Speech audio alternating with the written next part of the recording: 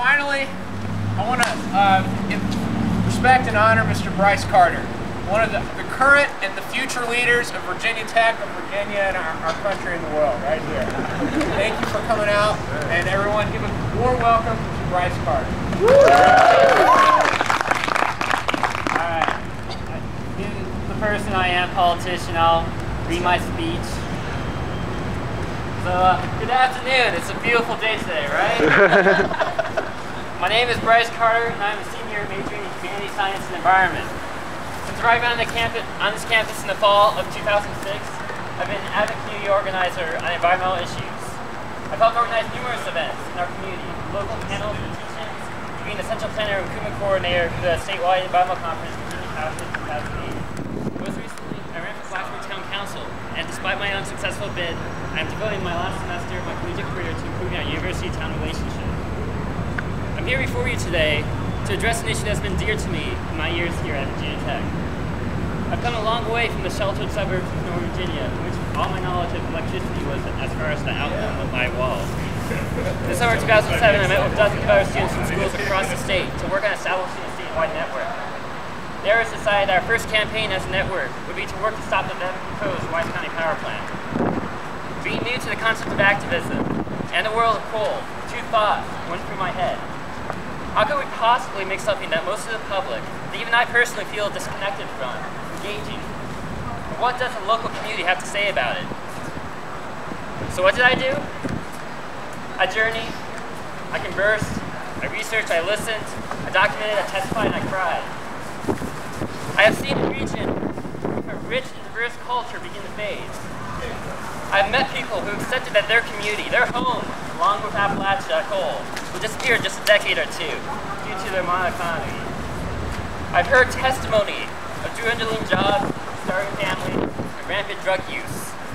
I have stood on the edge of what can only be described as an endless abyss for what once used to be a mountain and lush ecosystem. I've talked with residents who have lists of dozens of names of family, friends, and neighbors who have suffered and even died of cancer.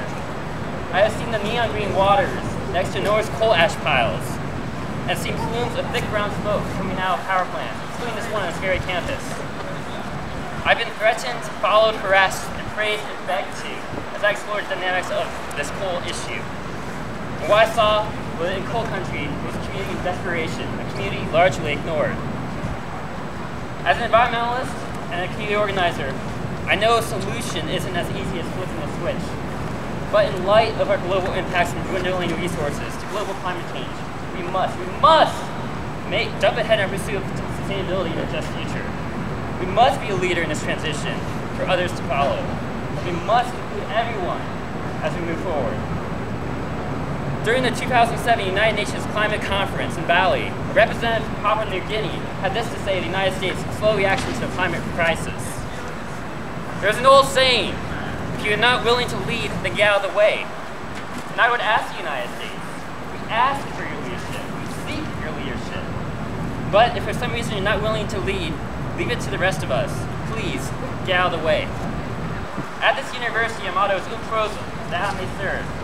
As an educational institution, we are looked to for leadership and servitude to move our communities forward. Our university tagline is invent the future. Well, I say it's time that we invent the right future. On December 10th, 2007, I, along with several other members of the Environmental Coalition at Virginia Tech, met with President Steger to ask him to sign the President's climate commitment.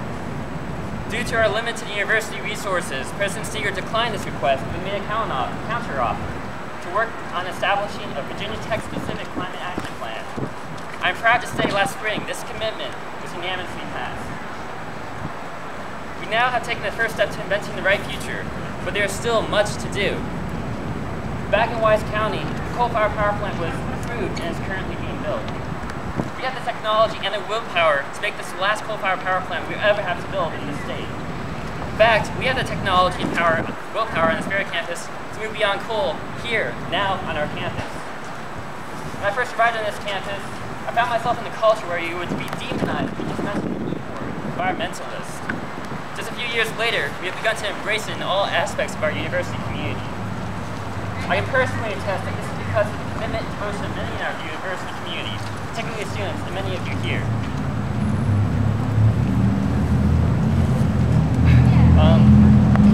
It takes courage to step up and speak out to each other, hold each other accountable. Imagine our friend in Papua New Guinea who was scared to death when he spoke out.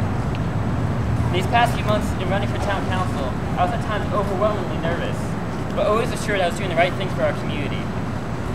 We live in a new age, and we're part of the largest movement humanity has ever seen. Beyond Co-op Virginia Tech is the next step we must take to achieve a sustainable future. 2 years after meeting President Steer, I asked the university to commit to getting off coal that is extracted by devastating mountaintop removal. I asked that we commit to a transition away from burning coal in our power plant for the next 10 years. I asked that we seek the leadership of the university to truly invent the future, invent the bright future.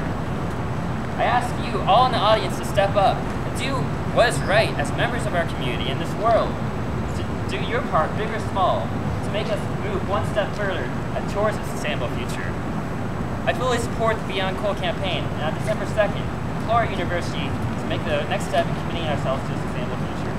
Thank you.